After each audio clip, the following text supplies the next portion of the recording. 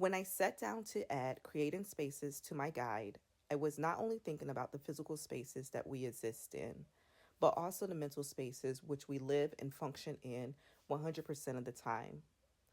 Naturally, I'm a creative person. I like seeing things go from the vision to the design process in building to implementation.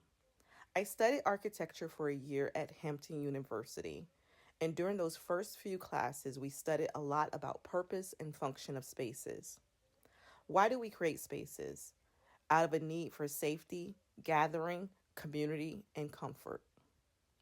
Now, how does this translate to mental spaces? Because when we go into a physical space, we typically know the purpose, how it functions, and how comfortable we may feel there. For some people, especially people who I always say tend to operate within, I stay to myself and I don't care. Going to a mental space for them can feel uncomfortable, scary, and they may feel, what is this purpose? This is typical of someone who is operating in survival mode. Now, there's a healthy level of not concerning myself with things and staying in my lane and also minding my business. However, there's a difference between seeing smoke coming out of a chimney and seeing smoke billowing out of a window. One of the most unsafest space can be your own mind. Here are 4 building blocks I'm posing that you explore deeper in order to help you create a healthy mental space. You can use my journal space to further explore. The first building block of creating a healthy mental space. How do you feel about yourself? What makes you you?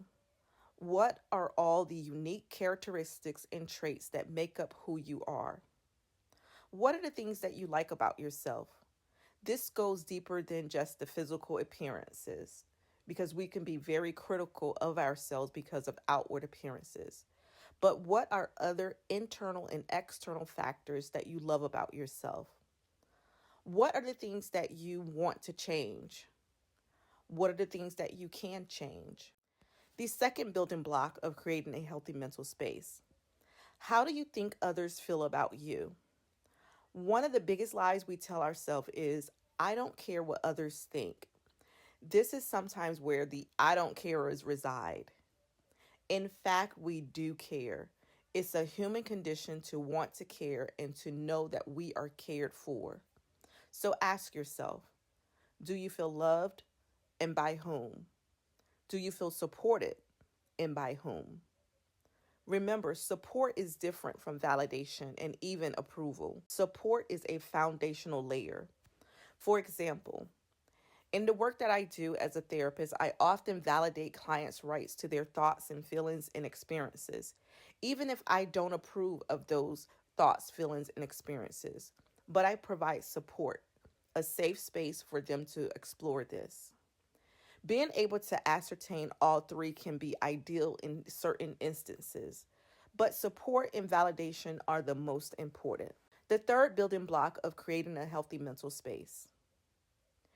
How do you feel about others, such as people, places, and things? This is the reciprocal process of building block 2. Who and what do you love and support? What are your emotional experiences and encounters of those people's, places, and things? The fourth and last building block of creating a healthy mental space. How do you express and feel emotions?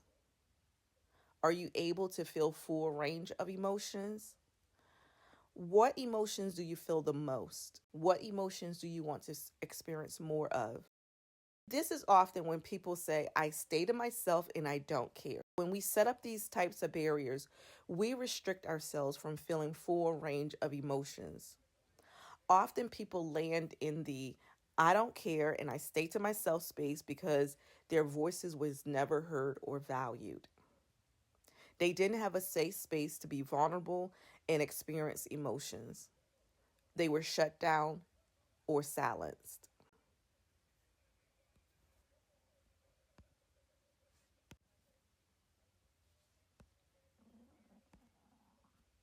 Have you ever sat and thought about how you may experience different emotions on a day-to-day basis.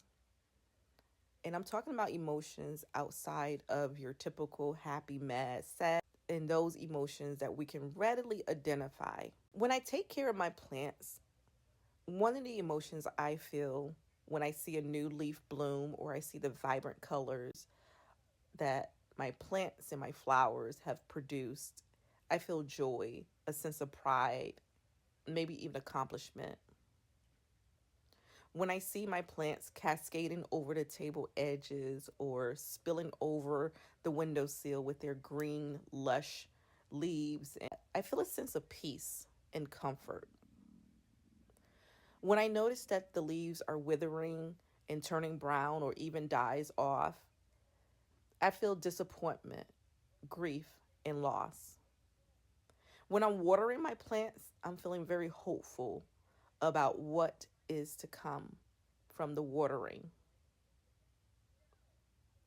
Then there's times where I'm organizing my closet. I feel so satisfied when my clothes are organized. I have a contentment and gratitude for the things that I have. I feel pretty, loved, and adored when I'm looking at things that people have given to me.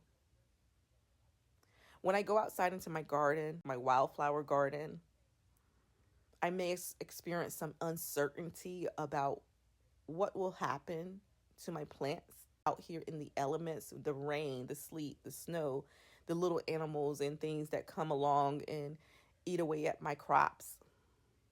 I feel accomplished when my tomatoes was blooming and I was picking my tomatoes off the vine and the peppers and cutting up my basil to make pesto. I was feeling a bit frustrated and angry at the groundhogs for coming in and just wiping out all of my collards. So I encourage you to think about the emotions that you experience throughout the day in order to help you to start to create some healthy building blocks in the way that you are experiencing the world and people around you.